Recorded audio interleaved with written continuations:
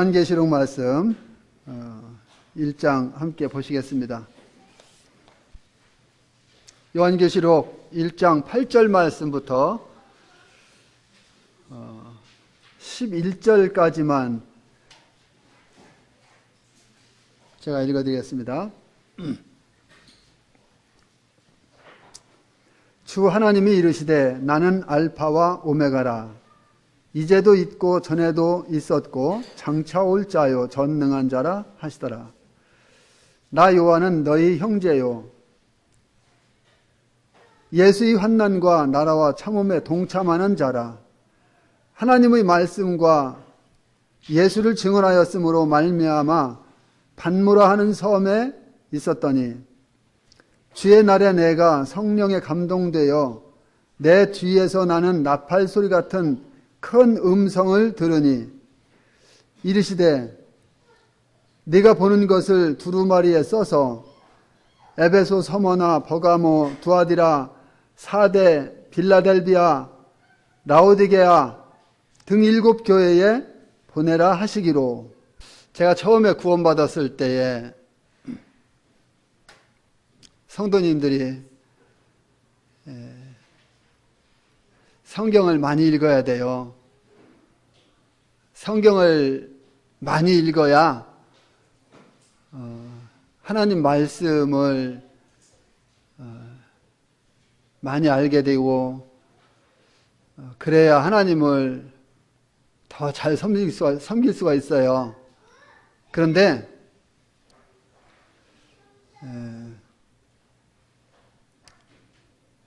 요한계시록은 미래에 일어날 일들이 기록된 예언의 말씀이기 때문에 요한계시록 말씀은 잘 이해가 안 되고 그러니까 마음대로 이렇게 해석하지 말고 꾸준히 읽다 보면은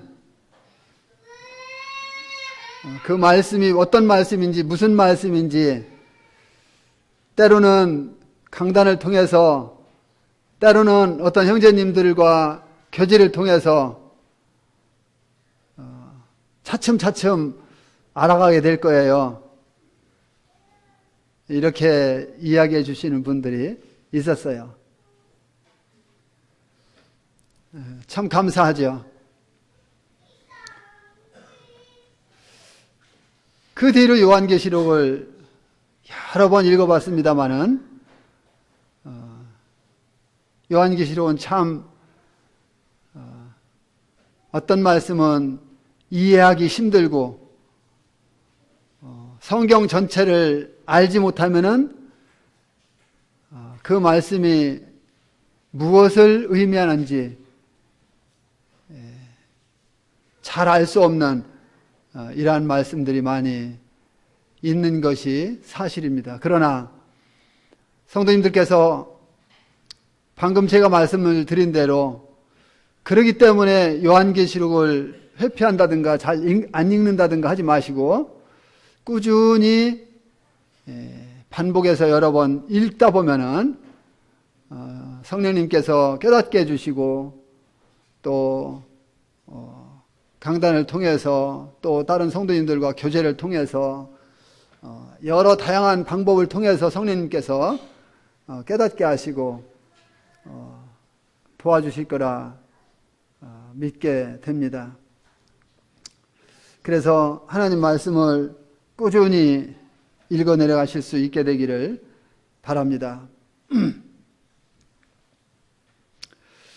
주님은 여전히 우리에게 은혜를 베푸시는 것을 볼 수가 있습니다. 요한계시록의 말씀을 읽다 보면은 이 요한계시록은 특별히 우리에게 무엇을 가르쳐주고 있어요? 요한계시록은 은혜로 시작해서 은혜로 마치는 것이 바로 요한계시록입니다. 이 성경 말씀 중에 은혜라는 단어가 참 많이 나오죠.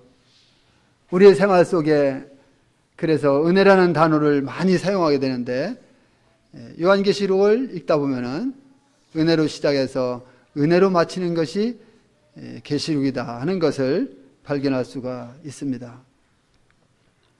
요한계시록에서의 이 평화는 죄사함을 받고 하나님의 자녀가 된 후로 하나님으로부터 받은 귀한 선물이죠. 뭐가요? 평강이. 이 평화, 평강, 이것은 하나님께서 우리에게 주신 아주 귀한 선물입니다. 우리 성도님들이 생활하면서 평안을 누리고 평강 가운데 있고,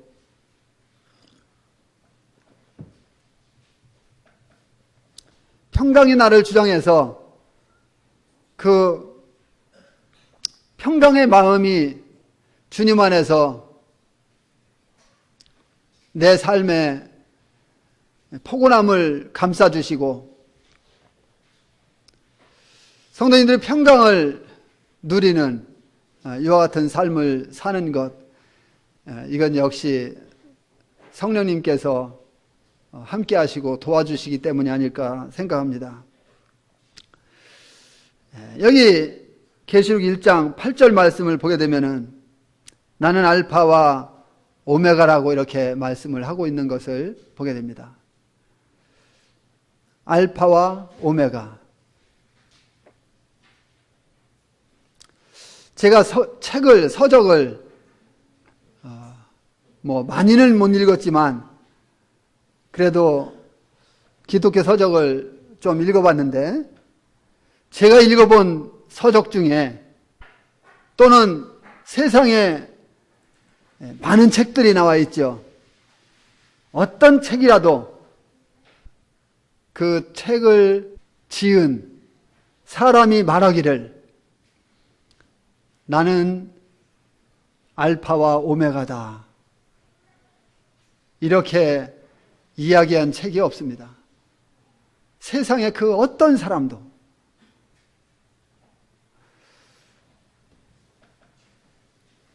많은 사람들이 신이라고 믿는 불경에서 나는 알파와 오메가다 이렇게 말합니까?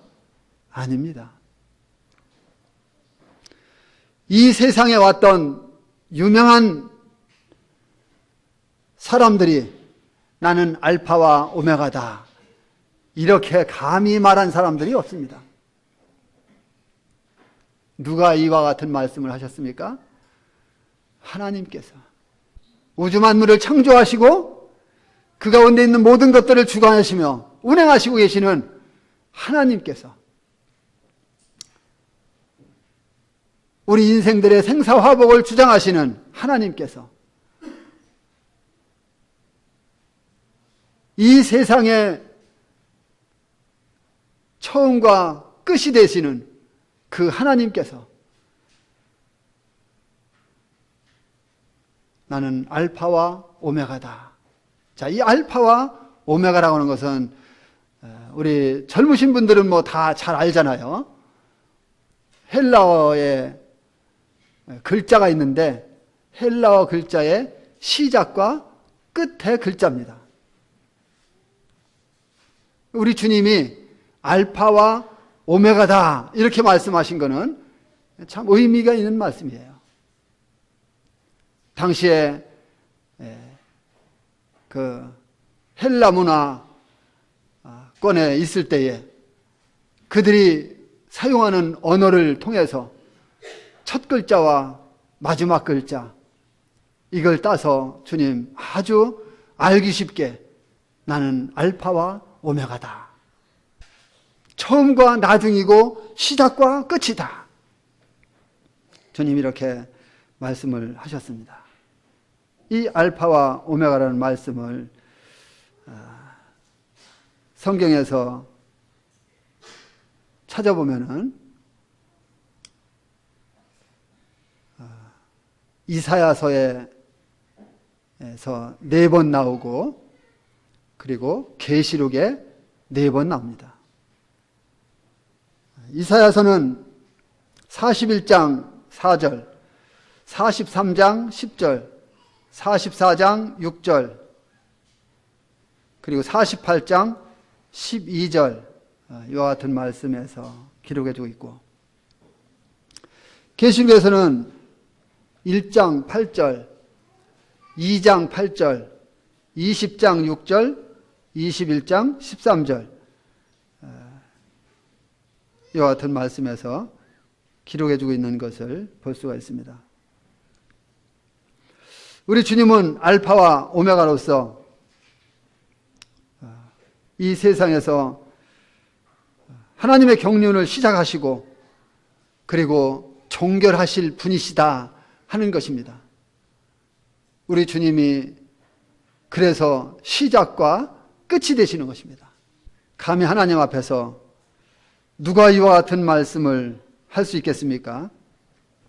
하나님께서 역사의 시작이시며 마지막이 되셔서 그 사이에 존재하는 모든 시대와 세대의 주가 되신다고 하는 것입니다. 우리 주님이. 따라서 그리스도 앞에는 드러나지 않은 것이 하나도 없습니다. 주님은 창조의 근본이 되시는데 이는 그리스도가 알파와 오메가가 되시기 때문에 그렇습니다. 그리고 그분은 뒤에는 아무도 더 이상 말할 수 없는데, 왜냐하면 그분이 마지막 문자, 즉 오메가이시기 때문에 그렇습니다. 우리 주님만이 오메가이시고 그 뒤에는 그 어느 누구도 더 이상 말할 수 없습니다. 주님은 이제도 있고 전에도 있었고 장차 올 자요 전능한 자이십니다. 이러한 호칭은 구약의 여호와를 의미하는 것으로서 여기에서는 바로 우리 주 예수 그리스도께 불리워지고 있는 것을 볼 수가 있습니다. 따라서 신약의 예수님은 곧 구약의 누구예요? 여호와시다고 하는 것입니다. 신약에는 여호와라는 단어가 하나도 없습니다.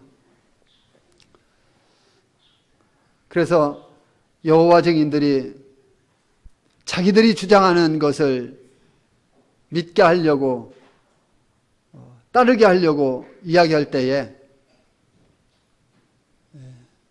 신약에 여호와라는 단어가 있냐 없냐 물어보면은 그들은 할 말을 잃어요.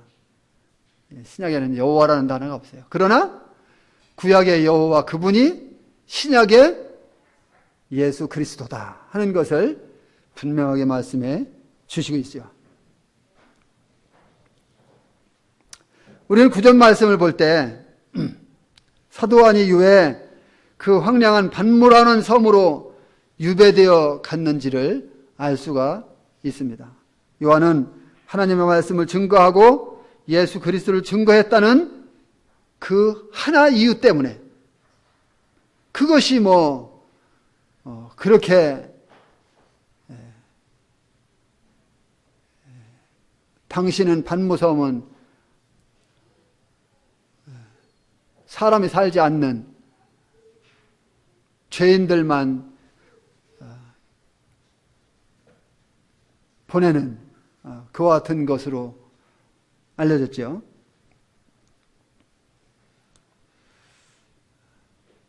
단지 그거 하나 때문에 이 요한이 pat모섬에 갔던 것을 보게 됩니다. 그 보배로운 주님에 대한 충성심으로 인해서 극심한 고난을 받는 중이었습니다. 그래서 황제로부터 교회가 박해를 받고 순교의 피를 흘릴 때가 바로 그때였습니다. 아주 극심한 박해가 있을 때죠.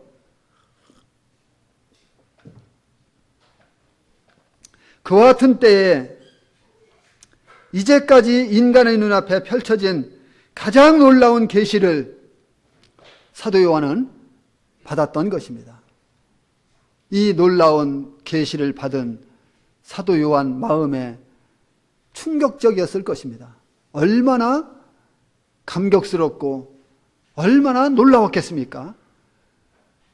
그의 처지를 생각할 때에 그와 같은 말씀이 요한에게 얼마나 큰 격려를 주었겠는가 하는 것을 생각해 보게 됩니다.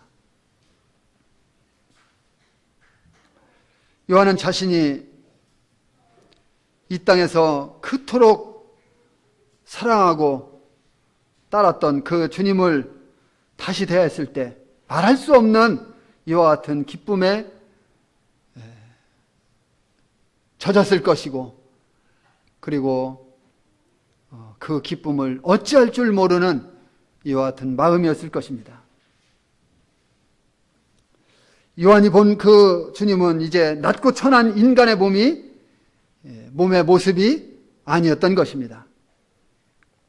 높임을 받고 영화롭게 되신 그분을 배웠을 때 그분은 세상을 심판하고 권능으로 다스리기 위해서 이제 곧 오실 이와 같은 분으로의 모습을 요한 앞에 그분은 드러냈던 것입니다. 얼마나 감격스러웠겠습니까? 이와 같은 것을 생각할 때에 유배지에서 정말 답답함 가운데 있던, 마음으로 주님을 찬양하고 마음으로 그 주님을 기다리고 마음으로 그 주님 앞에 자신의 처지를 토로했던 그 요한에게 얼마나 큰 위로와 격려를 가져다 주었겠는가 하는 것을 생각해 보게 됩니다. 요한은 자신이 예수 그리스도의 나라와 참음에 동참하고 있다고 말합니다. 따라서 모든 성도들은 예수 그리스도의 환난과 나라와 참음에 함께 동참을 하는 것이죠. 그것은 요한만이 아니라 바로 우리들에게도 동일하다고 하는 것입니다. 모든 성도들이 이 세 가지에 동참하는 까닭은 그들이 또는 우리들이 예수 그리스도 안에 있기 때문에 그렇습니다. 우리가 예수 그리스도 안에 없다면 우리는 요한이 성도들과 함께 이 나라와 참음에 또 환난에 동참한다고 하는 이 동참에 우리는 함께 동참할 수가 없습니다. 그러나 우리가 예수 그리스도 안에 있기 때문에 우리는 함께 동참하는 자들입니다. 여기에 나오는 이 세 가지를 생각해 보면은 첫째, 환난이죠. 이 환난은 적대 세계로부터 오는 그와 같은 압제를 말하죠. 주님은 이 세상에 계실 때 성도들이 어떤 식으로든지 이런 환난을 당할 것이라고 하는 것에 대해서 경고의 말씀을 해주셨습니다. 요한복음 말씀을 보게 되면 16장 33절에 이것을 너희에게 이르는 것은 너희로 내 안에서 평안을 누리게 하려 함이라. 세상에서는 너희가 환난을 당하나 담대하라. 내가 세상을 이기었노라 하시고 말씀하셨습니다. 이 외에도 신약 성경을 보게 되면 그와 같은 말씀들이 많이 나옵니다. 성도들이 하나님 나라에 들어가기까지 많은 환난을 경험하게 될 것이라고 말씀해 주십니다. 사도행전 14장 22절에도 제자들의 마음을 굳게 하여 이 믿음에 거하라 권하고, 또 우리가 하나님 나라에 들어가려면 많은 환난을 겪어야 할 것이라 했습니다. 나라는 주님의 권세로 다스려지는 하나님 나라를 말하지요. 우리 안에도 하나님 나라가 이루어졌고, 또 가시적으로 보이는 나라가 있는가 하면 그렇지 않은 나라도 있죠. 우리는 하나님 나라를 소망합니다. 그 나라를 위해서 우리가 이 땅에서 겪는 모든 다양한 여러 가지 어려운 일들은 고난으로 생각할 이유가 없다고 하는 것입니다. 왜냐하면 그 나라를 가게 되면은 그 나라에서는 분명하게 우리에게 이 땅에서 있었던, 이 땅에서 주님 영광을 위해서, 주님 이름을 위해서 우리가 당했던 모든 일들에 대해서 위로하시고 또 격려하시고 또 보상하시기 때문에, 주님 이름을 위해서 흘렸던 눈물을 주님은 분명히 그 나라에서 닦아주실 것이기 때문에 우리 이 땅에서 그와 같은 일들에 대해서 고난이라고 생각할 이유가 없습니다. 현재 위엄의 보좌 우편에 앉아 계시는 동안에 그 대적이 우리 주님은 발등상이 될 그날을 기다리고 계신다고 말씀해 주시고 있는 것을 보게 됩니다. 우리 데살로니가 후서 말씀을 좀 한번 보실까요?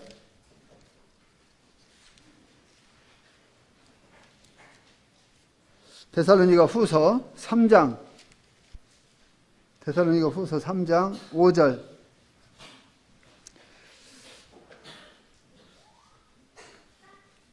주께서 너희 마음을 인도하여 하나님의 사랑과 그리스도의 인내에 들어가게 하시기를 원하노라. 여기 보니까 주께서 너희 마음을 인도하여 하나님의 사랑과 그리스도의 인내에 들어가게 하시기를 원한다. 이렇게 말씀을 해주시고 있습니다.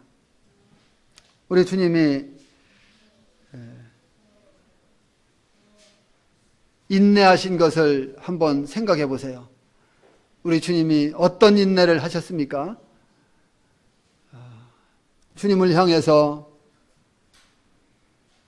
욕하고 핍박하고 때리고 모욕하고 인간으로서 당할 수 없는 이와 같은 수치들을 당하면서도 우리 주님은 끝까지 참고 인내하셨던 우리 주님을 생각할 수가 있습니다. 그런데 그렇게 인내하신,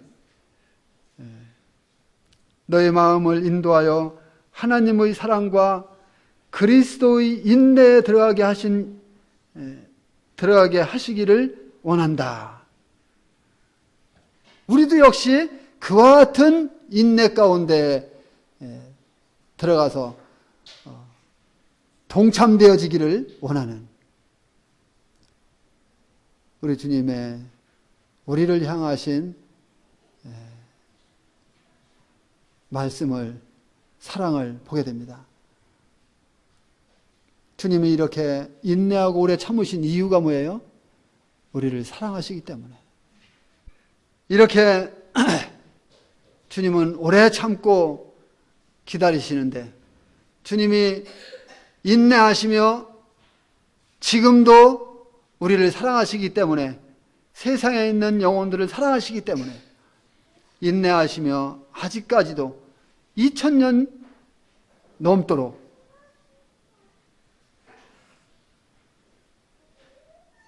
주님은 아직까지도 오시지 않고 인내하고 기다리시는 우리 주님을 볼 수가 있습니다. 왜 그렇습니까? 주님은 아무도 멸망당하는 것을 원치 않으시기 때문에.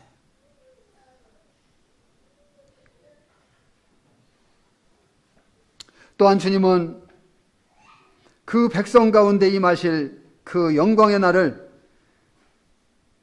그토록 오래도록 참고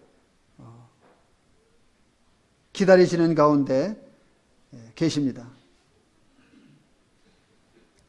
요한은 다른 성도들과 함께 환난의 경험을 했습니다. 극심한 환난의 경험을.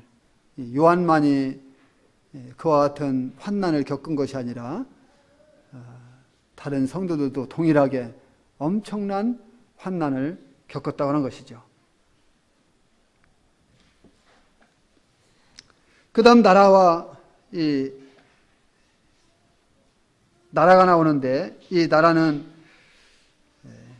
바로 나라를 생각할 때 하나님 나라를 생각하지 아니할 수 없죠. 자, 이 하나님 나라를 생각하면 우리에게 주어진 것이 무엇입니까? 시민권이죠. 나라에는 그 백성들이 그 나라의 시민권을 갖고 있습니다. 빌립보서 3장 말씀 가서 보면 우리가 하늘의 시민권을 갖고 있는 자들이라고 말씀하고 있죠. 하늘의 시민권을 갖고 있다고 하는 것, 이것은 참 엄청난 축복이 아닐 수 없습니다. 하나님께서 우리에게 이 놀라운 시민권을 주셨어요.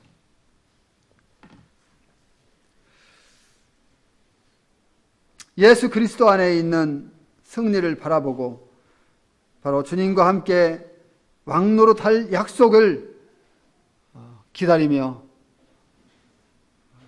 참고 그와 같은 가운데 가슴이 부풀어 있는 이 사도 요한, 그것이 바로 오늘날 우리의 마음에도 동일하게 적용되어 있지 않는가. 성도님들은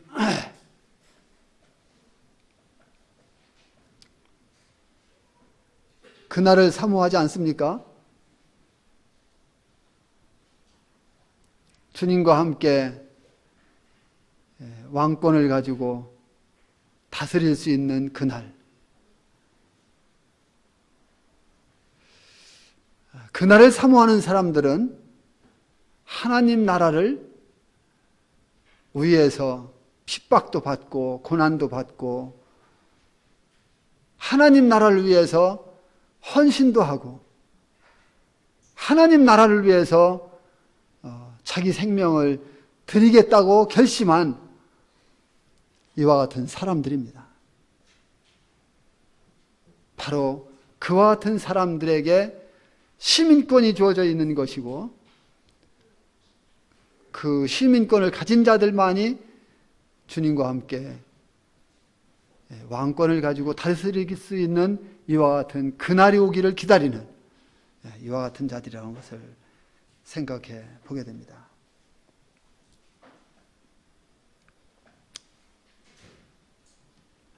우리도 이와 같은 날이 오기를 인내하면서 기다릴 수 있게 되기를 바랍니다.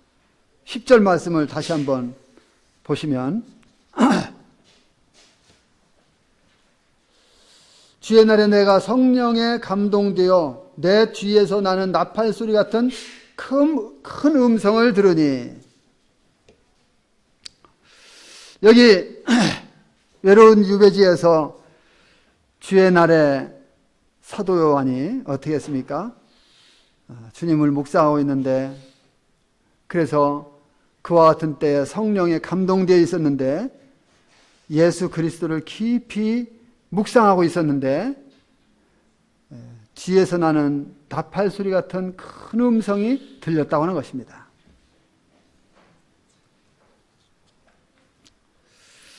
여기에서 말하는 주의 날은 안식 후 첫날 주님께서 사망 권세를 깨뜨리고 부활하신 날이죠. 그래서 오늘날 우리가 주님 앞에 나와서 예배드리는 날입니다. 성도들은 이 날을 성별해서 하나님께 드리고 있죠. 우리 성도님들이 오늘 모든 것들을 다 뒤로 하고 하나님 앞에 이 날을 드리기 위해서 나왔습니다. 하나님이 얼마나 기뻐하시는지 몰라요. 왜? 이 날을 하나님 앞에 드리기로 작정하시고 하나님께 나왔기 때문에.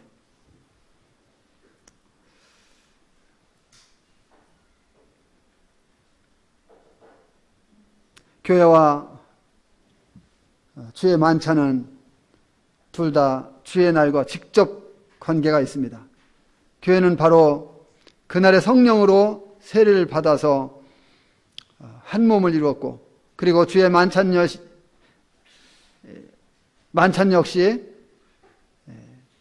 이 안식 후 첫날에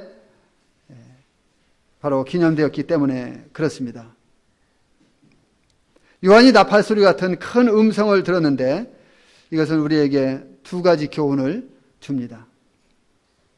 성경에 보면 나팔은 은으로 만들어진 것을 알 수가 있습니다. 민수기 10장 1절로 3절 말씀 가서 보면은 하나님께서 모세에게 나팔을 만들라고 말씀하시고 은나팔 2개를 만들라고 말씀하십니다. 그런데 첫째, 이 은나팔을 만드는 이유가 뭐냐? 회중을 모아서 출발을 준비하는 이와 같은 데에 사용했던 것을 볼 수가 있습니다. 이스라엘은 나팔 소리가 나면 그 소리에 따라서 모세 앞에 모이기도 하고 또는 그 진영이 출발하기도 했던 것을 보게 됩니다. 신약에서는 교회가 나팔 소리를 들을 때 어떻게 됩니까? 우리 주님이 오시는구나. 주님이 오시니까 우리는 빨리 준비하자. 물론 이렇게 말하니까 뭐 이게 시간 차이가 있는 것 같지만 안 그렇잖아요? 어떻게 됩니까? 순식간에 호련히 눈 깜빡할 사이에 이루어지는 일들이잖아요. 데살로니가전서 4장 16절에 보면은 주께서 호령과 천사장의 소리와 하나님의 나팔 소리로 친히 하늘로부터 강림하시리니 그리스도 안에서 죽은 자들이 먼저 일어나고 이렇게 말씀하고 있는 것을 볼 수가 있습니다. 이 나팔 소리가 들려오는 이것은 실제적으로 어떤 일이 일어난다고 하는 것을 이야기해 주고 있죠. 어떤 일이 일어납니까? 죽은 자들이 먼저 일어나고 그 다음에 살아남아 있는 우리도 변화한다고 하는 것입니다. 죽은 자들이 먼저 일어나는데 어떤 몸입니까? 완전히 변화된 몸입니다. 새로운 몸입니다. 하나님 나라에 들어가기에 적합한 몸으로 변화되는 것입니다. 마태복음에 변화산생에서 우리 주님이 변화되셨고 모세가 엘리야가 변화됐잖아요. 바로 그와 같은 변화된 몸으로 변화되는 것입니다. 그런 몸으로 변화되는 것입니다. 우리도 역시 호련히 변화되는 것입니다.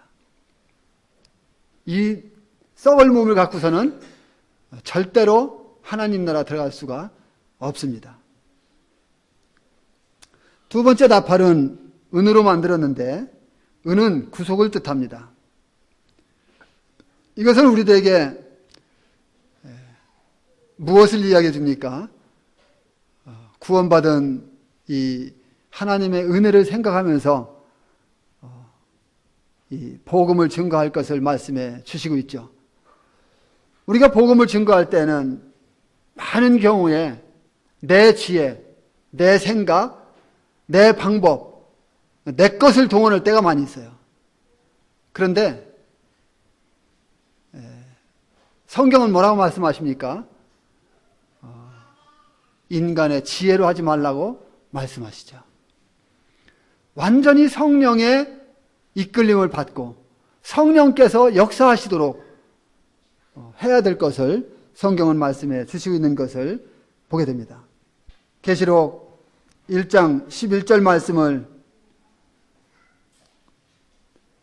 다시 한번 보겠습니다. 이르되 내가 보는 것을 두루마리에 써서 에베소, 서머나, 버가모, 두아디라, 사대, 빌랄렐비아, 라오디게아 등 7교회에 보내라 하시기로. 우리는 다른 곳에도 성도들이 많고 또 교회가 있었는데 왜 하필이면 이 7교회들이 부활하신 우리 주님께 선택되었는지, 왜 이 교회들에게만 이렇게 이 편지를 써서 보내라 했는지 의아하게 생각할 수 있습니다. 지난번에 제가 말씀을 드렸습니다. 7교회는 대표적인 교회로서 앞으로 지구상에 세워질 전 세계적인 교회를 대표하는 것이라고, 이 7교회가 대표하는 것이라고 말씀을 드렸죠.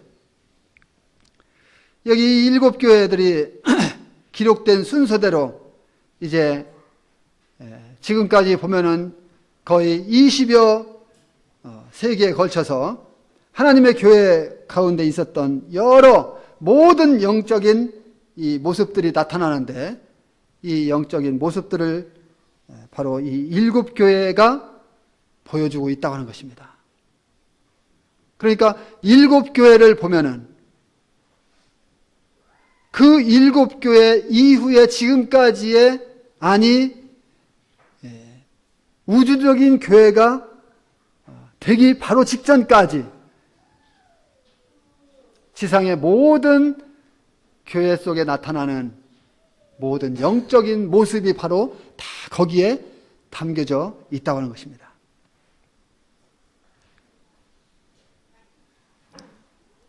이 7교회들의 이름은 각각 의미가 있습니다. 그리고 그 영적인 상태와 부합하기도 합니다.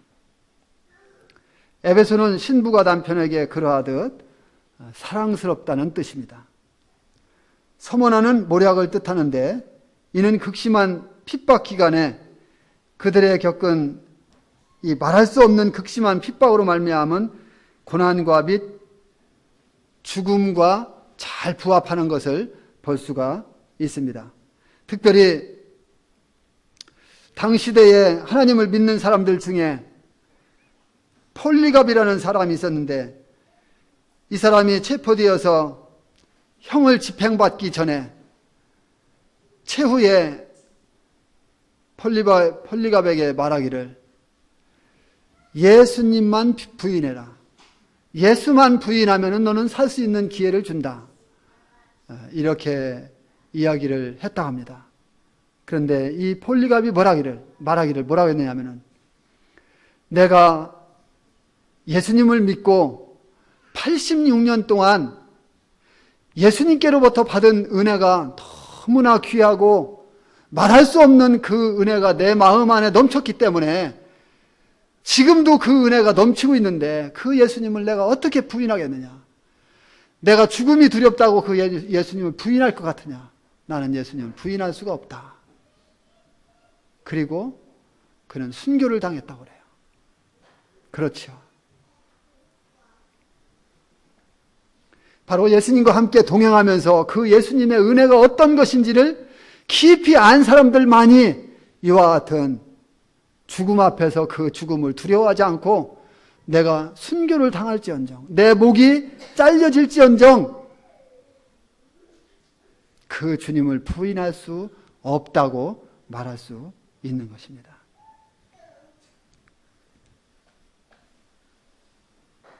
버가모 교회는 결혼은 했으나 라는 뜻입니다. 이것은 그들이 비록 그리스도와 결혼을 했지만 그리스도께 충성치 못했다는 것을 의미하고 있는 것입니다. 두아디라는 향기라는 뜻이고 사대는 남은 자를 뜻합니다. 사대는 루디아의 지방 수도로서 소아시아에 위치하며 아주 그때 당시 죄악이 팽배했던 그와 같은 도시였습니다. 빌라델비아는 형제 사랑을 뜻하며 마지막으로 라오디게아는 사람들의 권리를 뜻합니다.